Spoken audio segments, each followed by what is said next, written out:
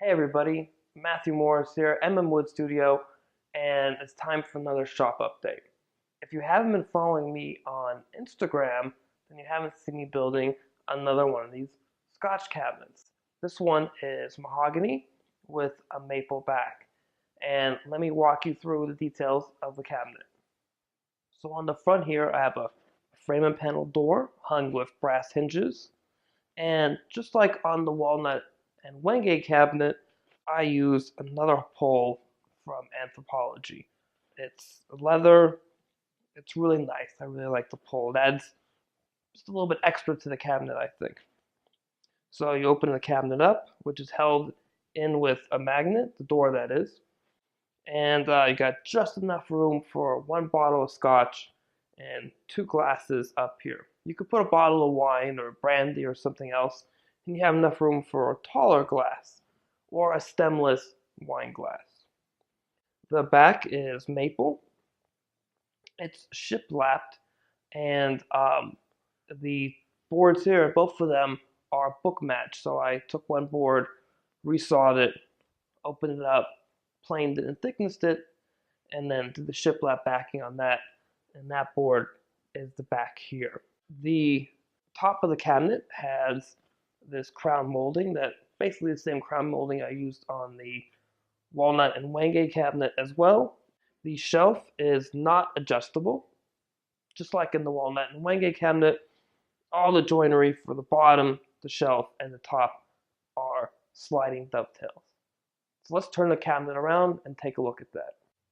On the back of the cabinet, the shiplap back is screwed in two places for each back piece. I'm actually missing one thing that would complete or finish the cabinet, and that's the hanger that'll go right here. This back does not have enough room or depth, that is, this case, for a French cleat, just like on the walnut and Wenge cabinet had a French cleat. This one's not going to have one. It'll have a brass hanger that will get screwed in to the top of the cabinet here. I should have that in the mail from Lee Valley in the next day or two. So you can see here on the top and in the shelf and on the bottom, this is where the dovetailed pieces go. So these guys are all cut at the same time, and then the top, the shelf, and the bottom are cut to width. The back is finished in a clear shellac, and so is the inside of the back as well. So let me talk to you about finishing this piece. I have the cabinet open because the maple back was finished with a de-waxed clear shellac. And then after I put a de-waxed clear shellac, I put a coat of paste wax on both the front and the back. All the surfaces inside the cabinet as well as outside the cabinet were finished using hand tools. So the finish on the back was done separately and set aside from the cabinet. Then I did my finish on the rest of the cabinet after that. To make this finish, it is a 1 pound cut of garnet shellac. So I have this in a little bottle here. And to make a 1 pound cut of garnet shellac, you need 1 ounces of garnet shellac flakes. These are de-wax flakes, and these are from Broken Tool and Craft. So you buy a bag of those, and you cut that with 1 cup of denatured alcohol. And I like to put that mixture into a glass jar, let that sit overnight, and then I put it into this little squeeze bottle, and I take the squeeze bottle and I then squeeze my shellac into a rag, cotton cloth or something, and then apply that. And the squeeze bottle allows me to put just the right amount of shellac I need onto my applicator pad when I'm finishing the cabinet. I do a 1 pound cut because it's nice and easy to build. You don't get runs, and it dries very fast. So with the 1 pound cut, I can actually do the whole cabinet, and by the time I finish putting a coat on, the whole coat's dry, and I can do the next coat, the next coat. So I like to build up a whole bunch of coats, sand down to 320, usually 2 or 3 coats, and then from there I'll build up successive coats, sanding with 600 grit in between, until I usually get another 3 or 4 coats after that. After I finished all of that, I grabbed my Liberon wax polish Black Bison Tudor Oak, and with a maroon Scotch Brite pad, applied that to the front of the door, allowed that to, so just to the front, allowed that to dry or flash, and then wipe that off, did the back, did the same thing, did the sides of the cabinet, let that flash, wiped it off, and then kept moving around the cabinet. You don't want to let it sit too long. The longer you let the wax sit after it flashes, the harder it is to buff and wipe it off. And what ends up happening is it, one, tones the piece, and two,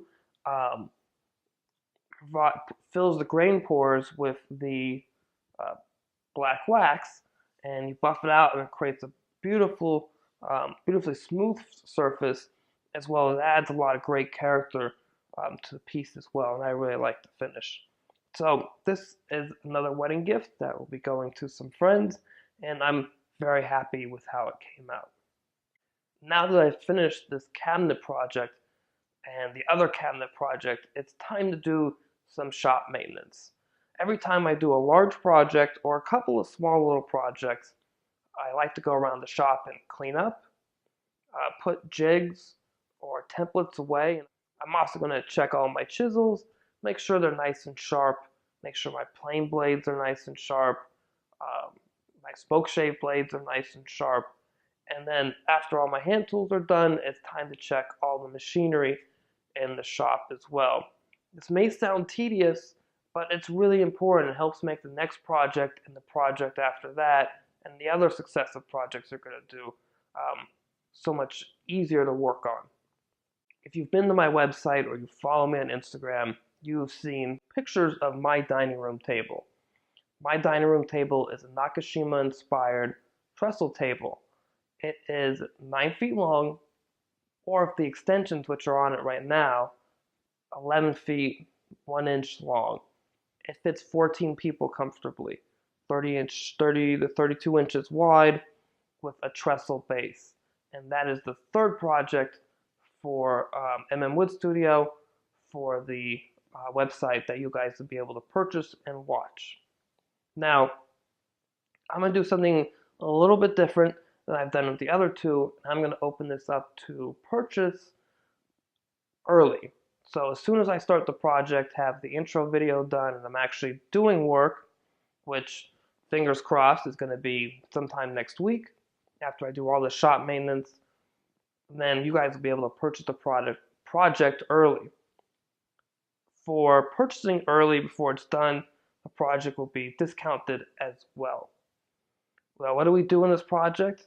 Well, we're going to build a dining table out of slabs.